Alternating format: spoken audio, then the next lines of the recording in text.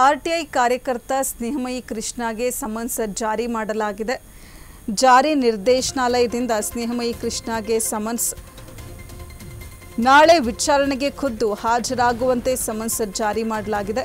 ಮೂಡಾ ಹಗರಣ ಕುರಿತು ಇಡಿಗೆ ದೂರು ಸಲ್ಲಿಸಿದ್ದ ಸ್ನೇಹಮಯಿ ಕೃಷ್ಣ ಅವರು ಈ ಹಿನ್ನೆಲೆ ವಿಚಾರಣೆಗೆ ಬರುವಂತೆ ಸ್ನೇಹಮಯಿಗೆ ಸಮನ್ಸ್ ಜಾರಿ ಮಾಡಲಾಗಿದೆ.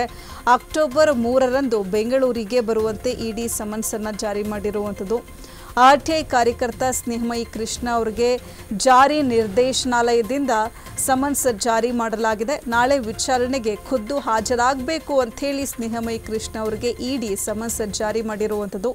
ಮೂಡಾ ಹಗರಣ ಕುರಿತು ಇಡಿಗೆ ಸ್ನೇಹಮಯಿ ಕೃಷ್ಣ ಅವರು ದೂರನ್ನು ಸಲ್ಲಿಸಿದ್ರು. ಈ ಹಿನ್ನೆಲೆ ವಿಚಾರಣೆಗೆ ಬರುವಂತೆ ಸ್ನೇಹಮಯಿ ಕೃಷ್ಣ ಅವರಿಗೆ ಸಮನ್ಸ್ ಜಾರಿ ಮಾಡಲಾಗಿದೆ. ಅಕ್ಟೋಬರ್ 3ರಂದು ಅಂದರೆ ನಾಳೆ ಬೆಂಗಳೂರಿಗೆ ಬರುವಂತೆ ಇಡಿ ಸಮನ್ಸ್ ಜಾರಿ ಮಾಡಿದೆ.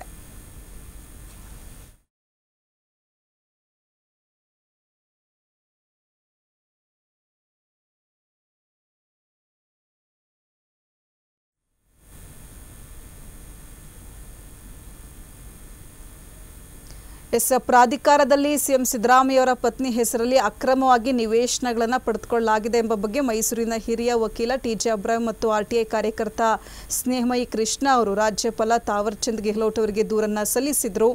ದೂರು ಸ್ವೀಕರಿಸಿದ್ದ ರಾಜ್ಯಪಾಲರು ಮುಖ್ಯಮಂತ್ರಿ ಸಿದ್ದರಾಮಯ್ಯ ಅವರಿಗೆ ಶೋಕಾಸ್ ನೋಟಿಸ್ ನೀಡಿದರು. ಇದನ್ನು ಮುಖ್ಯಮಂತ್ರಿ ಸಿದ್ದರಾಮಯ್ಯ ನೇತೃತ್ವದ ಸಚಿವ ಸಂಪುಟ ತಿರಸ್ಕರಿಸಿತ್ತು. ಬಳಿಕ ರಾಜ್ಯಪಾಲರು ಮೂಡಾ ಹಗರಣಕ್ಕೆ ಸಂಬಂಧಪಟ್ಟಂತೆ ಸಿದ್ದರಾಮಯ್ಯ ವಿರುದ್ಧ ಪ್ರಾಸಿಕ್ಯೂಷನ್ಗೆ ಅನುಮತಿ ನೀಡಿದರು. ಇದನ್ನು ಪ್ರಶ್ನೆ ಮಾಡಿ ಸಿದ್ದರಾಮಯ್ಯ ಅವರು ಹೈಕೋರ್ಟ್ ಮೆಟ್ಟಿಲೇರಿದ್ರು.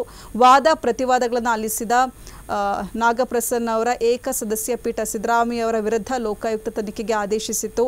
ಅದರಂತೆ ಆರ್ಟಿಐ ಕಾರ್ಯಕರ್ತ ಸ್ನೇಹಮಯಿ ಕೃಷ್ಣ ಮೈಸೂರಿನ ಲೋಕಾಯುಕ್ತ ಎಸ್ಪಿ ಕಚೇರಿಯಲ್ಲಿ ದೂರನ್ನು ದಾಖಲಿಸಿರುವಂಥದ್ದು.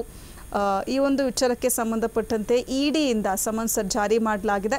ನಾಳೆ ವಿಚಾರಣೆಗೆ ಖುದ್ದು ಹಾಜರಾಗಬೇಕು ಅಂತ ಹೇಳಿ ಸ್ನೇಹಮಯಿ ಕೃಷ್ಣ ಅವರಿಗೆ ಸಮನ್ಸ್ ಜಾರಿ ಮಾಡಲಾಗಿರುವಂಥದ್ದು. ಮೂಡಾ ಹಗರಣ ಕುರಿತು ಇಡಿಗೆ ಸ್ನೇಹಮಯಿ ಕೃಷ್ಣ ಅವರು ದೂರನ್ನು ಸಲ್ಲಿಸಿದ್ರು.